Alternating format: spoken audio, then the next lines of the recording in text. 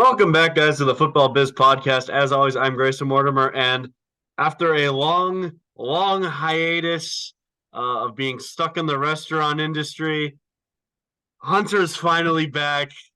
It's been way too long. I can't think of the last time you did an episode, man. I think it's been like legitimately 4 or 5 months. Like it's been a long time. We've referenced you a few times, when we talk about Sure. Bayern Munich, but that's it. Yeah, That's no, all. it's been since like finals, which is a long time ago at this point. Yeah, yeah. I think But we did. I think you did one or two over the summer, but otherwise it's been myself and Mister McGuire. That's it's been about it. Um, but the OG's back. some So good hands, now though. Some now we good should hands. have a steady stream of all of us doing this. So yeah, I'm very happy about that. But welcome back Awesome. to the show, man. Thank you. All Good. right. Happy to hear about that. Well, let's jump right into it. We're going to talk about some UCL, some Premier League, some Bundesliga. That's going to be most of it for today. But we'll definitely be able to cover a lot of stuff in this segment. So we're going to talk about the UCL first. This is going to be where the bulk of our content will be. In the first one, I'm going to talk about my team, Man City. They won the group with ease. They also won in the Club World Cup today, so I'm quite happy about that as well. But they won the UCL group with ease. Obviously, the game against Leipzig at home was a bit scary because Leipzig did take a 2-0 lead in that game. City did end up coming back, but in the end of the day, they topped the group and they got Copenhagen next round. Yeah, I mean that was to be expected, I feel like. I mean, um City has been pretty dominant. I will say they haven't been as dominant as people have expected because there's been a few games where, dropping points in the Prem, which to me is pretty surprising considering their last couple of years run of form. Especially to see all those draws or loss of points kind of all in one sitting. Usually you'd expect that when Rodri isn't there because that seems to be a pretty good backbone player. But there have been instances where even if he is there for some reason, they couldn't get the job done. Uh, but for the most part, I don't think anyone's really worried about them. They're going to be fine, especially considering Copenhagen. Even though they were able to beat one half of Manchester, that half of Manchester is in shambles. So no one's really surprised about that. So good on Copenhagen. Really sorry to see that they ended up in this draw. But they did well. They drew Bayern, so they're clearly, they're doing well enough. So who knows? We might see one goal shock in there. Yeah, I don't think so, but I do think that Copenhagen is gonna at least push them. I don't think it's gonna be a walkover by any means. The nice news is City does have De Bruyne back in training. He is back. He did make the trip for the Club World Cup. I don't think he's gonna play, but he did make the trip. That final is on Friday. But I do think that having him back will be important, and then getting Holland back to fitness as well because he has also been out the last few weeks. I think the last game he did play was the Champions League against or not the Champions League, but a few games ago. It's been a few games. I don't even remember the last game he played, but yeah, I mean, getting those two guys back is going to be ever so important. And yeah, Rodri, don't get into any more dumb suspensions because, dear God, the team without him has sucked. And I'm not even just saying that like by City standards. They've been genuinely bad. Like they can't seem to function without him. Um, and yeah, there's been a couple blips, one of which we'll talk about when we get to the Prem section of this, but they've had some problems when he hasn't been on the field, whether it's him winning defensive balls or just generating, through the middle. Like they can't seem to do it without him. And this is no diss to Calvin Phillips, but he hasn't been able to do the same thing. Not even close. So yeah, Rodri, don't get suspended. Otherwise, the Copenhagen could pull a shock, but I don't see it. Obviously, they did finish second in their group, which we'll talk about in a second. But yeah, I mean, they got points off of Galatasaray, Bayern, and they ended up beating United, and I think they picked up a win off Galatasaray, if I'm not mistaken. But yeah, that's really all I need to say about City for right now. I don't think anyone expects, especially by aggregate, for them to end up winning. But I do expect them to, like you said, make a little bit of a push, make the game exciting. At least the two games, maybe the one at home. But they did their job. They're getting some recognition going on to the next round in a group where, by name recognition alone, they would be considered probably the last place spot. But they did well, so props to them. Yeah, absolutely. And we're going to move on to the group that Copenhagen was in right now. And this group, I think, uh, busted up a lot of predictions, mine included, because I said that United would finish second. They obviously got last. I did get first and third right. I said that Bayern would get first, and I said that Galatasaray would get third, but not the way that I expected it. I did think, I mean, I get that United stink, but I mean, come on. That's a These two different teams level. were like Copenhagen. They beat them at home, but they got really lucky, and then they lose to them away. I mean, then they couldn't beat Galatasaray in either game, and they lose to Bayern both times. I mean, United suck. I mean, I don't know how else to say it. They obviously, got a good result this weekend, which we'll talk about down the road, but they've got some problems. They have some real problems. Maguire is now out for them, pulled up in his groin against Bayern. He was actually playing really well. For all the memes that are out about this guy, to be honest, he has been very good this season. And I'm not even just saying like because he's Harry Maguire. He's genuinely been a good player for United, if not their best player. He won Premier League Player of the Month in November. But like, yeah, they're missing him now, and there's just so many fundamental problems going on with Ten Hag. Yeah. And unfortunately, like you briefly mentioned, with the result that happened this past weekend, that may be prolonging the inevitable where he probably should get sacked in the future. But I think with the result against a team that big, even if it wasn't a win, like that's enough to maybe buy him a few more minutes of time as far as being a manager there. Whether the change needed is for him to be gone or just a total fundamental reset, they definitely need something. I don't think this last result is enough to tell me that they're back. They're certainly not. Far from Um, it. Especially as far as the long run. Like maybe they have a good stretch of a couple games. Um, I don't know if this has anything to do with it, but Bruno was not playing, and he obviously was not the captain. I think McTominay took the ban that He did. game. Yep. I don't know if that has anything to do with it. Maybe that's something to look into. Obviously, I think Bruno is a fantastic player, but maybe he's Terrible not. captain. Maybe he's not captain material. Yeah, exactly what I was about to say. So um, maybe that's something that they need to explore. I don't think it's the end all be all, but it's something to look into. I absolutely think it is too, and I think that you gotta examine that. Looking at United, is their captain a problem? Because the thing is, as good as Bruno is, and Bruno is their talisman by every stretch of the imagination, he's their best player. I don't think he's captain material. He's too whiny. He's not really much of a leader. Like, I don't understand why you don't give it to. I mean, McTominay's one that maybe, but why not Varane? Like, you have a guy who's won the Champions League 4 times, the World Cup, and he's been around the game for a long time. He's almost 30. Why not give it to him? Like, Hmm. I think Varane would be a fantastic captain. I got a friend who's a United fan. I got to bring her onto this at some point. But yeah, like you got options for captains. I mean, Varane, maybe even give it back to Maguire. Johnny Evans, if he's going to play, like he's been at United before. He's 35. He's been around the block for a long time. Like Johnny Evans is there.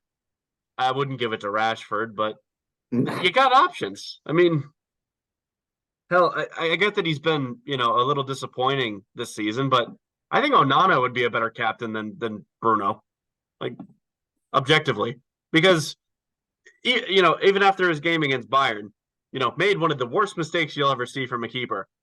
Had the balls to do the interview after it and take responsibility. Yeah. That's what a captain would do. Yeah, no, I mean, you don't have to be the best player on the team, to be the captain. Like, I mean, you could look at any team. Like, you could say that a few years ago, Louis was the best player on Bayern, but he wasn't captain material. That's why they never give it to him. You give it to No. someone who leads a pack like Neuer, in that particular instance. You need someone who's going to command the troops, so to say. And I mean, I know Bruno is definitely outspoken, but that doesn't necessarily mean that he is strong enough to lead a team. Not to take anything away from him, but there's a lot that goes into it. Yeah, no, there absolutely is. And I don't think that he is captain material. And I'm not sure if Ten Hag's the right guy for the job. I mean, No, no, I don't know who is. Truthfully, I don't that's know okay. who would replace him. I mean, for top quality coaches, there aren't that many out there right now. Most of them have been taken, but yeah, I mean, there's a lot of questions around that team right now, and I think it's going to start with they got to buy some guys. I mean, I don't know who, but they got to get Hoyland going because he's done well in the Champions League, but he hasn't scored in the Prem. It's been 13 games now without a goal for him in the Prem, not even a penalty. And they got to find a way to create more chances. I mean, Scott is a false nine. That's an option. That is an option. He can score goals, which is weird to say, but attacking wise, he's been their best player this season, and that is sad. But we'll see. A lot of questions around United. Yeah. I think it's all we really need to say about that. But moving on from that, we're going to talk about Group F in this group, which was the Newcastle, Dortmund, PSG, and AC Milan group. I don't think I got any of these predictions correct. I think Yeah, I got. I think I was 0 for 4 in this group because I said PSG would win. They didn't. I said that Newcastle would get second. They got last. To be fair, there's a show that they could have been robbed in Paris, but regardless, I said that Milan would get last. They got third, and I said that Dortmund would get last. They won the group. Uh, so I think I made some bad errors there, but Newcastle have to spend in January. They need some depth. They're a good squad, but they have no depth whatsoever. yeah. Especially with the Tonali suspension and all that going on. So, but I mean, Cher just got injured. Uh, Botman, I Baltman's think, been is out still for a down there. while. Yeah, Pope is out. Uh, and then Tonali's suspension, of course, is a big one. Sean Longstaff, I think, is injured right now. Joe Linton's had some knocks. Like they've got some problems. They need to yeah, spend. They need to spend because their squad is super tired at the moment. yeah. You know, earlier in the year or the summer, with the signing of Tonali, it is a fantastic signing, but it's not going to do you any good if you can't play. So pretty much like you said, come January, they're going to have to make some moves, whether it's that position or not. But they Everywhere. definitely need to beef up all around. Um, Props to Dortmund. You like to see, in my perspective, I like to see German representation in the Champions League. I did not expect them to win. I was expecting No, maybe a third place finish, but they earned every point. I can't say that they had anything, you know, mischievous going on. No crazy calls that went their way. I think they fought and won every point that they got, and they may have lost a couple points to some stupid mistakes, but in the end they pulled off what many would consider an upset. Uh, I don't think PSG really is the craziest team in this bunch. I think by name recognition, obviously, you would consider them to be one of the top dogs, but I just don't think that they have it like they used to. Yeah, self-explanatory when you're losing two of your top attackers, but um, I don't think they're going to last. They'll probably. I no. don't. Who do they draw this next round? I forget. PSG. Let me check that right now. I don't remember off the top of my head, but I do believe that it was a very beatable team for them. They got Real Sociedad. They might get. Yeah, I mean, I would consider that pretty lucky. They might have gotten away with that one. Um, Maybe Sociedad pulls off something, but Well, Sociedad PS, won a group with Inter. I yeah, mean, that's I they're formidable. You they're a good shouldn't be team. write them off. Shouldn't have written Dortmund off, maybe, I guess, the same way. No, and I Um, remember that Evan had them fourth. I actually had Dortmund third. I had Milan last, but anyone's capable of winning. Anyone's capable of beating PSG, as we've seen. So I think that might be a little bit more of an interesting draw than people might initially expect. yeah, absolutely. And just I'm looking through Sociedad's roster right now, and I mean they've got some guys. Kieran Tierney's on loan from Arsenal. They got former Real Madrid boys, Odriozola and Take Kubo. Auriz Elostondo's a good player. He's been at the team for a long time. Mikel Marino played in the Prem briefly for Newcastle. And Mikel Oyarzabal, who is their captain and leading striker, is a phenomenal player. So they've got some guys. Yeah, Obviously they did lose David Silva in the summer. That's huge. I get he was getting up there in age, but I mean, they'll come. still class, still Yeah, class. So that's a big loss for them. But that being said, they've got some quality in their team, and if PSG are not careful, if they do not tread the waters carefully, Sociedad will absolutely beat them. And they have to be careful because I get Sociedad is probably out of the group winners the weakest of the teams. They're still not a bad team. They still made the Champions League. They still are in the round of 16. They're doing okay in La Liga. PSG could get shocked, and I wouldn't even call it a huge shock if they did lose. Would I say PSG is probably the better team? Yeah, mm, but I mean, PSG are the serial bottlers of the UCL. City used to be. They won it now. Now it's PSG. It's all PSG. yeah. Um, I don't consider them walk away favorites in this one. I'm no, me neither. not gonna write either of them off. I think they're gonna have to both be healthy to get what they expect. Maybe Sociedad is walking into this with an underdog mentality, and that might be best for them. Maybe it'll fuel them a bit, but yeah, I think it's going to be a pretty interesting couple of games. I would say it does. I would definitely say it does if they did have that mentality to them. But it's all to play for in that group. And I'm going to talk about Dortmund for a quick second. That team is the consistency of sandpaper. They'll do something great, and then they'll come back and just completely f it up. Like there's no in between with them. They drew at home today. Like they drew their home game, their game over the weekend. Like, but they win their group. They win the toughest group of the Champions League. If they played like that, if they played the way they did against PSG both times, like they would have won. If they played the way they did against Newcastle, I Dortmund think would be in the something, conversation for the Bundesliga right now. But now they're in the conversation for fourth. Like yeah, Leverkusen has I been don't way think they're better. winning. Leverkusen's been the best team in the league. Bayern's Yeah, still easily. good. And Leipzig, you can't count out Leipzig either. Even Stuttgart is above them. Dortmund Yeah. isn't right now. And I will say, even though it's not what you want, they did draw against Leverkusen a couple weeks ago, which uh, for anyone at this stage is really impressive. So, for other teams that might be considered a win, but at the end of the day, draws is not what you want. So, I mean, again, against Leverkusen, that's pretty good. But then like who they played today? Was it Mainz? You can't be drawn Yeah. against them. No. Um, At home. At home too, in front of the yellow wall. Like it's ridiculous how they that are an interesting team. they're just they were like this last year too, under Terzic. I mean, a lot of Dortmund fans are calling for Terzic to get sacked. I don't think Eh, I he's been good, but I definitely think that they could potentially upgrade. I mean, again, I don't really know who's out there, but yeah, I mean, he's been very inconsistent. He's had some poor results, not enough to get him fired, but come end of the season, if there's a big marketable name out there, um, it's possible. And as for the UCL, they drew PSV. You can't count out PSV.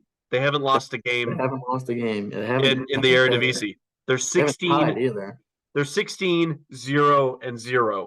Yeah, That's scary. I had them getting out of their Champions League group too. I said they'd get second.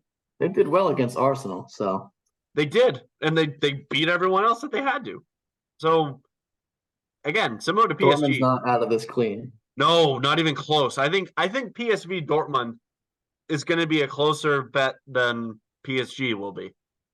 Probably. Like Santi Jimenez, Does he play for PSV? I can never remember what team he plays for. I think he plays for Feyenoord actually, but Luke De Jong plays for PSV. He's having a great year.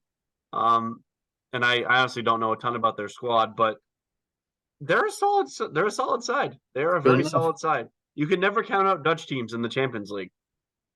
Yeah. And I'm looking at their team now just because I need to update myself on them. But um, I mean, they've got American boys, Ricardo Pepi, Malik Tillman, and Serginho Dest. Actually, I did see a report today that said that they want to exercise the buy options for both Tillman and Dest, as they are both on loan from Barca and Bayern, respectively. But as I'm looking through this, Irving Lozano is on the team, phenomenal player. Um, and I mean, that's it. That's it that I really recognize for like big names for right now. But Andre Romallo, their captain, I'm very familiar with him. But yeah, I mean, they're a solid side, and you can't count them out. I'll tell you what. Every team in the UCL is very lucky that Leverkusen is not in this competition. You think? That would I be a mean, scary addition. And I think, besides Liverpool, we're not going to talk about that much today, but the Europa League is, I would say, Leverkusen is probably the favorite, with they Liverpool very, very close, though. they But absolutely are. They're a scary side. They've yeah, scored over 70 goals in all comps already. yeah. Like Boniface is a freaking machine. Verts is one of the best players in form in the world right now. Um, Grimaldo is Grimaldo and absolutely Frimpong pivotal. on the wing backs is Yeah. scary. And I found out that today that Frimpong used to be in Man City's academy. What a missed opportunity that was. I mean, come on. But, Uh, well, of but course, the other focus, of course, is Alonso. I mean, future Real Madrid coach, a lot of these players have been on this team for a couple years, and captain boy Jonathan Tah. he is the one bringing this team together and making them what they are. He's played for so many big sides. He's won so many big trophies. That doesn't always translate to the managerial side. We've seen with people like Frank Frank Lampard, maybe. Lampard. I mean, he's the Yeah. first one that always comes to mind. Um, but in this case, he's a lot more special. Doing this with a team like this in a league like this, where, of course, historically, It's been dominated. I mean, it's barring been last year dominated. where Bayern have dominated, um, that if it's them, I can't be too upset. That they have crushed everyone in every league, in every competition, um, and They were perfect in their Europa group, I believe, too. yeah, I absolutely, believe they yeah. didn't lose. I think they went No, 6-0. of course not. They Like don't do that right now. that is So freaky. very, very scary team. Yeah, and I mean, look at Boniface too. Like obviously he was kind of a known entity in the Belgian league last year, but the way that he has just come into Leverkusen and just like gone from a decent striker to one of the best out there now. Like Yeah, if I'm AFCON, which that tournament is happening in January, I'd be scared as hell of Nigeria. I mean, Boniface even and those Ozyman up are top, like yeah. it doesn't even matter how good the rest of the team is because you just get the ball to those guys, just toss it in. One of them's gonna head it. Like Listen, yeah, he only has 9 goals right now in the Bundesliga, but it is very important to that team. So Phil. I mean, he's an absolute machine. I mean, he's a good he's player. got 7 assists too. Yeah, like he can do it on both sides. He could lay it on for Yeah, Ozyman all he wants at Afcon. Like he's, but yeah, I mean that's it. I mean, let's talk about the rest of the groups. Obviously Arsenal did end up winning that one. Not really any surprises there with the group with PSV. That is, we talked about Sociedad. The other teams that topped the groups were Madrid, Atletico, and Barcelona. All three big Spanish teams. Spain had all four of their teams topped the group, yeah. except for Sevilla. Sevilla sputtered out horribly. They got last, but No, yeah, that um, was their fifth wild card team because of the Europa last year. yeah. I mean, I predicted them to get third in their group, they got last, of course. But if they made the Europa, I mean, it doesn't matter how bad Sevilla is. Yeah, They they just always win the end up. tournament. Yeah, It never So fails. we're guaranteed a new winner, I guess. Yeah, no, we are, and probably either Liverpool or Leverkusen. But um, yeah, I mean, it's massive. I mean that Spain did that, but I mean Madrid was pretty expected. Atleti a little tougher, but still kind of expected. I mean Lazio did compete with them. Obviously, even Provedel's late goal was a cool thing to see, but um, That lost me a bet, by the way. I was very upset about that. oh, that's tough. That is very tough. I didn't bet in that game, thankfully, but yeah, I mean, Atleti did end up winning their group. Barcelona won their group despite losing to Antwerp on the last day. Mhm. I don't know how that happens. They are in United like shambles right now. I mean, I mean, they're it's been way pretty poor. behind Girona and Madrid. I mean, it's not even close. Atletico drew today as well, um, Yeah. with Getafe, and I mean, it's just there's like an 8 point gap between third and second at the moment, and then first and second, it's a 1 point gap. Honestly, Yeah. as much as I like Madrid, if Girona win La Liga, I won't be mad because they Cool. are part of the City Group. Aren't they like affiliated with City in some Yes, way, they shape, or have a form? 47% share in Girona, the City Group that is. Yeah. So they are the majority owners. I believe they have the highest stake in that club. And I was reading about it yesterday. So if Girona does qualify for the Champions League, I do believe they're able to play. I think there's some rule in there that basically eliminates the ownership clause. But I do believe that Girona would be able to play because I think they've inquired about that in the past. But I mean, they're lighting it on fire. But That'd be cool. that aside, going back to the Champions League, I mean, Madrid, Atleti, Barca all do win their groups. Barcelona, I don't understand that team. I mean, they were great last year. They're falling off. They've fallen off, and I mean they've had some injuries. I get it. Like Gavi is out for the season, but I you can't be Not you can't really be losing to excusable. Antwerp. No, it's ridiculous. Yeah, Uh, it's pitiful. It's not just ridiculous. It's pitiful. and they're facing a good Napoli team who is finding form again. Oh So yeah, I mean, did you see that Osimhen assist? yeah, that Like was beautiful. That that was thing was amazing. ridiculous. Yeah. Laid it on a plate for Kivara, who finished it So really well. in Um, in their in their defense, perhaps, it is 2 months away. They have time to figure it out. Um, they can't so buy anybody. They have no money. no, not to buy anyone, but just to figure out what their problems are. So you never know. A lot can change in 2 months. That's true. So we will see. We'll see what happens by February 21st for them. Yeah, there's only one thing I like about Barcelona, and that's Ilkay Gundogan. Outside of that, I could care less. If That's Lewis that's took it. care I love Ilkay. I yeah, love Ilkay, but that's the only thing that makes me like Barcelona in any fashion. Otherwise, I enjoy their pain. That might be a bit sadistic, but it's fine. It's fine. I enjoy. It's something that brings joy to me. Watching Barcelona absolutely just sputter. It is beautiful, and I hope that Napoli beats them. But anyways, that's all we really need to say about the Champions League. I think we've covered most of it. So let's move on to the Prem. We're going to talk about the table first. First is Liverpool. Liverpool. They are or Arsenal. Sorry, Arsenal is currently at the top. Second place is a tie between Liverpool and Aston Villa.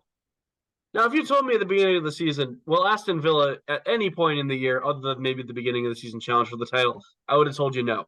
I did have them top 10, though. I did know that they were going to have a good year. I I mean, you couldn't have paid me enough to tell you that they would have been doing this. Now, is their hot run going to continue? Maybe, but I think Villa's a legit. I think they're a legit title contender. if healthy, I think you can say that for any team, obviously. But if they remain healthy, Unai Emery he's doing something special with this team. I think most people would say that they are contending for a European spot at the beginning of the season. They're definitely a strong contender for that. But for that European spot to be the Champions League is definitely something that not too many people can say that they expected. I'm all for it. Again, I say this anytime we talk about the Prem. I'm a neutral. I like to see whatever is most exciting happen. I like to see the underdog win. So as much as I would like Arsenal to be up there, I don't think that they can hold onto it. I hope they can, but I don't think they will. This looks like a mirror image of the table last year, with City in fourth place by a few points, ending Yeah, up winning in the end. We'll see what happens. Um, Maybe if Tottenham get back some of their key players that have been injured, with matters. Van If de they get Ven. back, matters. That's the one that I mean. Van de Ven's important too, but James Madison is Yeah, is Tottenham. Like, 'cause that team before that Chelsea game, that team was incredibly intimidating. Um, they lifted the Harry Kane curse. They got rid of him and ended up making a pretty convincing first, call it 12 games maybe. I'm not yeah, sure exactly. about that. It was around that, and then the game against So, Chelsea I was mean, was a disaster. maybe after the January window, we'll see what they can cook up. I think Newcastle's going to drop a little bit more, I think they will uh, too. actually for them. But as far as the top four goes, I think it's pretty exciting. I wouldn't be upset with Liverpool doing it again. I have no problems with that.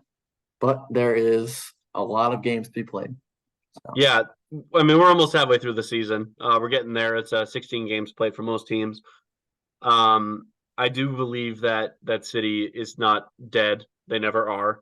no, I mean there's still 22 games left. all Um, right.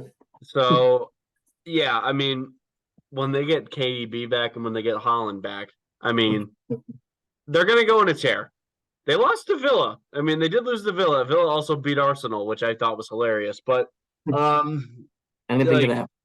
it took my pain away because I was like, oh, we just lost to Villa, and then Arsenal loses to them too. I'm like, this team's actually legit. All right. um, both home games, of course, but yeah, they beat Arsenal and they beat City. Um, Pau Torres, Diego Carlos, what a center back pairing. I mean, my thing is, if City do lose the league, I'd rather see Aston Villa win it over anyone else that has a realistic shot. Because that would be cool. That would be like another Leicester, maybe less of a shock because Villa are already a good team, but with a good coach, by the way. I mean, Yeah, Unai Emery. I mean, what a guy. It what a didn't guy. work out for him entirely at Arsenal, but whatever he's doing here, I mean, he got Leon Bailey, who was looking like a complete prem bust. Good Bundesliga player, really good Bundesliga player. Looked like a prem bust in the form of his life. Like, he's got him firing on all cylinders. I mean, he's been phenomenal to watch. Ollie Watkins, already a great striker. He's even better with Unai. Yeah, Um, Not to mention Douglas Luiz. Other than Rodri, best team in the Prem, I'd say right now, and that's over Declan Rice too. I think Like Declan Royce also, however, I will say, he's having a great definitely year, having a he's great year. key for Arsenal. Arsenal is where they are because of an unspoken hero right now, and that's got to be him. Yeah, It's not one to of mention those, Kai Havertz is picking it up too. true, but CDM is one of those positions where it's obviously not flashy. That's why it took so long for people to realize that Rodri was as good as he is and as important as he is, because he's not a striker, so he's not on top of the headlines all the time. But No, um, sometimes uh, you have to realize that the person controlling your midfield is that important, your and team's most important player, and that that is is the what same Declan for Rice Villa. is doing. Yeah, Yeah, it's the same for Villa, same for Arsenal. I mean, Rice for Arsenal controls their team. Douglas Luiz does it for Villa. Rodri does it for City. I mean, maybe that's what United needs to do. Is yeah, get a. I mean, Casemiro. I get he's in there, but he's not the same level of creator or dominator that I think these guys are. Different type of CDM, more of a definitely tough not tackler. available all the time. Yeah. Um, but yeah, I mean, it's the CDM is becoming an important position with the way that the game is moving. I mean, with attacking styles, I mean, you need that level of balance too.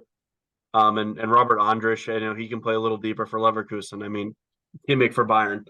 You got one in all the good teams, all the teams that Yeah. are doing well. Liverpool, I mean, it was Fabinho for the longest time. They're now kind of doing it with Endo a little bit, and they're doing it. I mean, they're kind of a different team, but they got to have that midfield boss, and then that's what all these good teams are doing. Mhm. Um, but yeah, no, Villa have a legit chance for the title. They really do. Um, the game we keep alluding to is United Liverpool. We're gonna move on to that now. This game ended in a 0-0 tie. I think most fans were expecting Liverpool to absolutely just plow over United. I was too. They didn't.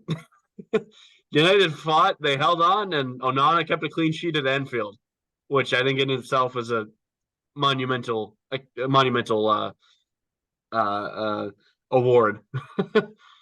But yeah, Yeah. So with what happened last year, the 7-0 win, uh, Grant, like that was over a United team that wasn't in total shambles.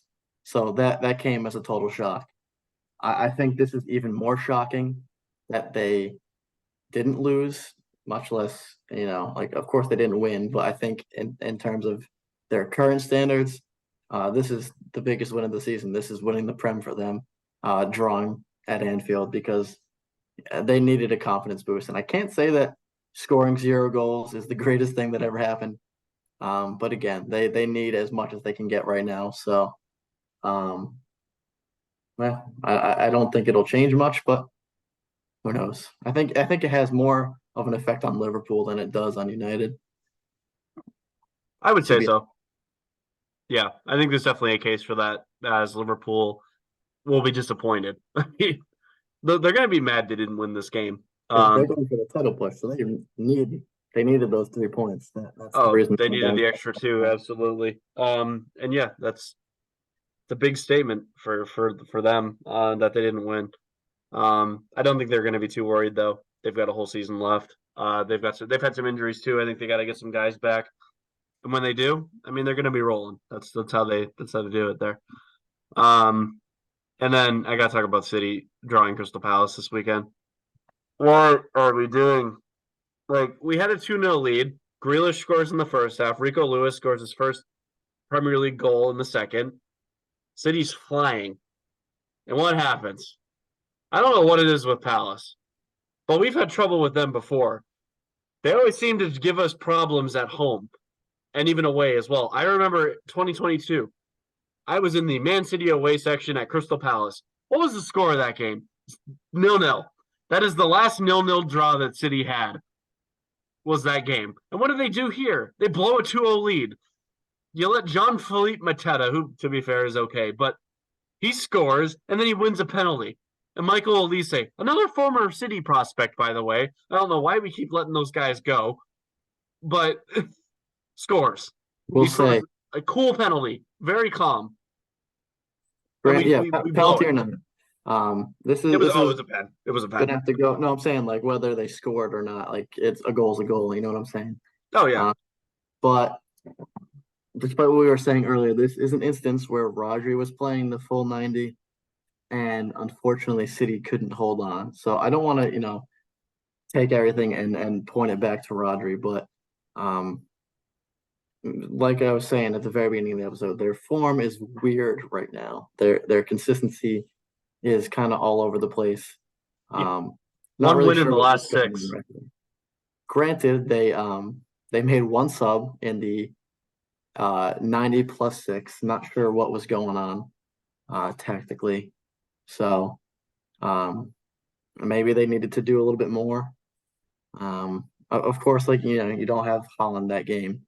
KDB obviously still wasn't back. But beyond that, the rest of their team was their A team besides those couple players. No, it So was. this could be Doku's out. Doku's out. yeah, that's true. But you still got, Bernardo and Grealish and Foden up in the middle, Of course, Alvarez isn't as commanding of a presence as Holland, but he's Not still striker. He's more of a false nine or a he's a top cam. talent, and he's definitely he can get the job done. But for whatever reason, this game was just not in City's favor. That seems to But it was happen with there to Palace. lose. Yeah. That seems to happen with Palace. I don't know why it's always that team. The two teams we always seem to suck against are Palace and Tottenham. Now, Tottenham, at least a respectable side. Palace is coached by a 100-year-old owl. Like, I don't understand how we keep drawing that team. It doesn't make any sense. Roy Hodgson is older than a freaking grandfather clock made from 1900. I don't understand how we keep losing to that team. Like, I get it was a draw, but it feels like a loss. Like, ugh. It doesn't make any Yeah, sense. City have When he taken was some. first hired after Vieira was sacked, I was like, this guy's gonna suck. And they haven't been good this year. They've been subpar at best. And what do? They travel into the Etihad, and Phil Foden decides to turn into a meathead and kick Mateta. Like, what are you doing? What are you doing? Like, no, I don't get it. They'll obviously, this is what happens. That mid-season they kind of shock everyone, but Yeah, they'll be fine. They'll make the UCL. They're very highly likely to win the league again. So it's just a matter of what happens in April, March, that time yeah, around that time. exactly. But we'll move on from that as I don't want to talk about it anymore. Let's move on to the Bundesliga.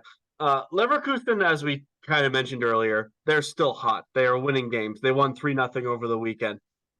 They just look unstoppable. Their two games that they dropped points in this year were against Dortmund and Bayern, both legit teams. Like, I don't know what this team is cooking. I don't know what Alonso's doing, but whatever it is working. I mean, it is absolutely working.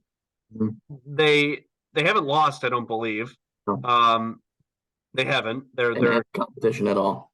yeah, they haven't lost. And they've had three draws. I forget who the third one was to, but yeah, I mean, they're a legit powerhouse in the Bundesliga now.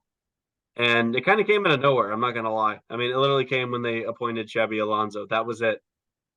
I think Um, for them, he came a little too late, as far as last year, because he good did. enough to get them into the Europa League, but a little bit too late to get them into Champions League contention. Yeah. Their other draw was to Stuttgart, by the way, who's currently in fourth. So So they've only they've drawn to only top dropped teams, points against good sides.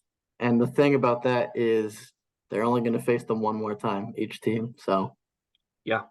um, And also the Dortmund draw was at home, but the Stuttgart and Bayern draws are both away. That's huge. I mean, Bayern Munich has to yeah, travel to Leverkusen to face these guys. yeah. And I don't know how you're feeling because you're a Bayern fan, but I'd be scared. I don't feel too worried about that. I don't want to contradict what I just said about 5 minutes ago, where I said a goal is a goal and a penalty is a penalty. It's a goal. That is how they ended up drawing against Bayern Yeah, a month and a half ago. I remember. Of I course, watched that game. at the time, livid, pissed, because as a fan of the other team, whether it's fair or not, you don't want to see that happen. You're going to get upset either way. But they scored. They did what they had to do. They stayed in it at the end. I think I can remember that game vividly. I think Grimaldo was probably the Grimaldo most scored famous that free player. kick. That free Yeah, kick was, I mean, that thing was sublime. yeah. No, you can't be mad. Like, that's just something, as far as the whole sport goes. That's just a beauty to behold. Just you never want to be against your own team. Um, Yeah, but yeah, like I said a little bit earlier, I wouldn't mind if they are the people to the team to break the streak. It's yeah. really only I don't like. I don't think anyone really likes Leipzig. No, I don't want Leipzig to And win. because of my affiliation, I'm obviously not a Dortmund supporter. I don't want them to win, of course. Yeah, I love Royce. I want him to get Mats his Hummels? his dues. Yeah, I love my German players, but I don't love them enough to tell him, oh, how about you break the streak? No, I don't.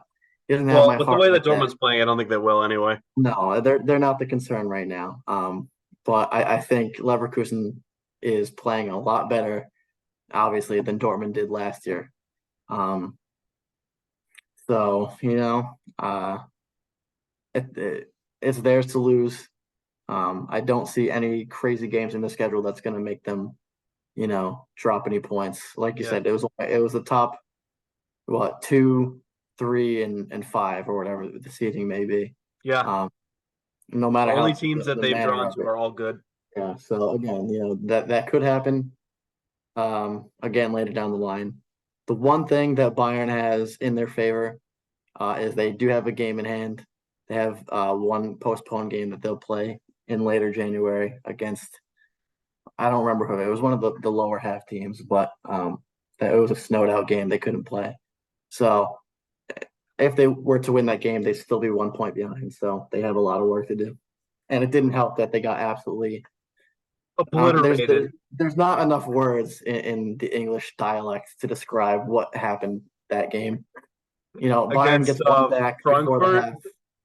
They get one goal back before the half to make you think like, okay, Bayern sometimes they can come back, they can do what they have to do, but it only got worse. It only got worse and worse. Props to Frankfurt. I think unfortunately for them, that's an anomaly of a game, and it's not going to do too much for them in the end. I think it self-explanatory. It affects Bayern more than it affects Frankfurt. But they had a fantastic game. They shut down Harry Kane. Um, they shut down Sané. They absolutely obliterated the defense. So I mean, they deserve that win. As crappy as it is as a fan. Yeah. Um, and kind of going back to our CDM conversation, the one who Leverkusen CDM is. I mentioned Andrich earlier, but he's more of a center midfielder.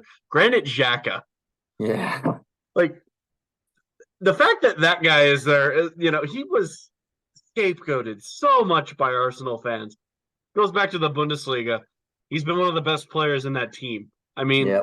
it's Granit Xhaka.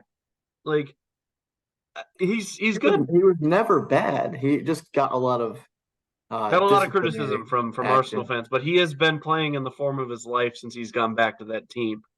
I mean, I don't think Arsenal fans are very smart. I don't want to call anyone out, but I do have a very close friend of mine who's an Arsenal fan, and listening to those arguments is quite comical. you just have to As watch much as Arsenal fan TV and see what happened yeah, because as much as I like Arsenal, I want them to succeed as a team. The fans are a little bit dodgy yeah. and probably salty after what happened last year, understandably so. Well, I mean, I would be too if that was my team. But yeah, I mean, as far as the Bundesliga goes, though, yeah, I mean, Bayern can't play like they did against Frankfurt again. Otherwise, they're screwed. But Especially against they, Leverkusen. they had a Leverkusen will punish them. yeah, they just had a game 2 days ago, and they won 3-0. Kane got a very important milestone, his first 20 goals for Bayern Yeah, and for the league as a whole. So he's obviously not an issue here. He's doing exactly what he got paid all those millions of dollars to do, breaking records every game he plays, and he's also uh, doing pretty well in the assist category as far as the striker goes. that's what we expected, though. I mean, I remember in the summer we were talking about, who's the ideal Bayern striker. I said Harry Kane, and I think you mentioned him as well. Like Yeah, the way that it's not even just the fact that he can score 20 goals already. It's he's on pace for 40. It's the fact that he's a creative, dynamic player. you got to I watch mean, the games because he is, and sometimes it might be a little bit silly, but he's in the midfield. He pushes yeah, back, he like he drops goes back. far. That's what he So does. yeah, maybe it's not what you want out of a striker, but when no one else is doing anything, he's No, doing he'll drop every back job and that then you he'll have to. put a ball on an absolute platter for Serge Yeah, Gnabry or Leroy Sané or Kingsley Coman, whoever the winger is. Like Kane will tee them up. yeah, He's not afraid to do that. And then they either might send it back towards him or he'll just get a tap in or they'll score themselves. Like that's what he does. And that's why I think he's the ideal Bayern Munich striker because yeah. he drops back and he's not afraid to ping a ball, 30 yards upfield on a plate because that's what he can do. Like out of all of the center forwards that I've ever seen play the game, I don't think any of them have as good of a passer. I don't think any of them can pass a ball like Kane can, which is weird to say, but that's the truth. I mean, You know, he's still my favorite player, he's awesome. Lewandowski. He was a fantastic striker for Bayern, but it did kind of end there. He did what he had to do, and he did it very well. He scored the goals. He won he helped win all the trophies that they had. Yep. But the dynamic that they were missing was an extra pass. If you needed to put the extra pass down, he Kane would can always do that. look down and shoot. That's what he did, and it worked. Obviously, they won the Champions League. They won the Sextuple that year. It worked. But there's more to it, and that's what Harry Kane is offering. Yeah, absolutely. And he's got, not even to mention he's got 20 goals already. So he's having a good year. But Yeah. I think we can move on from that. The Bundesliga is wide open between those two teams. I'm hoping Leverkusen myself, but we'll see. We're gonna move into the English Carabao Cup. I want to talk about one game that happened, which is Chelsea against Newcastle. Batty Shiel might be looking for unemployment. That might be calling his name because he made one of the most horrendous mistakes I've ever seen. Like tried to shield the ball, mistouches it, goes right into the path of Callum Wilson. Boom, easy goal. And then Chelsea level it in the 92nd minute through the most unlikely of names, Mikhailo Mudryk.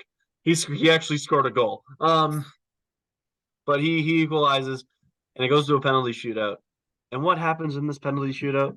Former New England Revolution #1 George Petrovic saves the winning penalty, winning Chelsea the match. I don't root for this team at all, per se, but I can root for that guy, and I'm happy that he did what he had to do. Considering how much maybe every episode that I've been in, we have crapped on Chelsea, and it was always deserved. I'm not gonna say it wasn't. They're still not great, but they have had little blips of, special moments, and you're gonna give Petrovic his flowers, of course, but you do got to give a lot of credit, really, to Mudryk for bringing them to that position at all with that equalizing goal. So to bring them into that position after being down for pretty much the entire game, that was just as important. They put in all of their penalties when it came down to the shootout. They did their job on their side, and I think I don't know. There was two. Kieran Trippier he missed. Had a game from hell.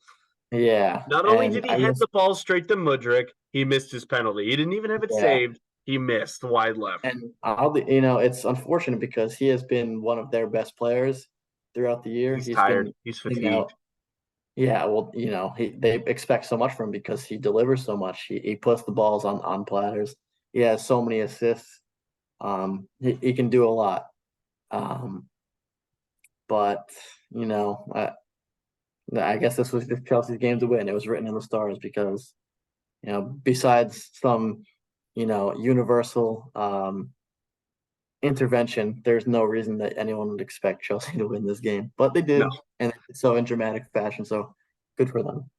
Yeah, I'm happy for them at this point. I'm happy for Petrovic especially because the more he does well, the more it's going to put pressure on Robert Sanchez when he comes back.